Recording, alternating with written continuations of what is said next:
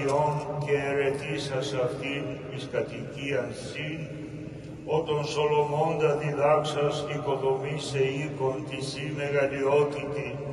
και τον Ισραήλ οδηγήσας εις απαρτισμόν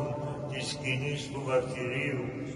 ο εν τη πέτρα της πίστεως οικοδομήσας την εκκλησία σου, ερέτησον και των ναών τούτων, και ποιήσον αυτόν σκήνομα δόξη σου, το δε εν αυτό θυσιαστήριον Άγιον Αγίων ανάδειξον, και υπέρ των κατανόμων ηλαστήριον δόξα σου. Στερέωσον των Άγιων οίκων τούτων ασάλευτον και δεδοξασμένων εσύ, και αγίασον τους αγαπώντας την ευπρέπεια αυτού,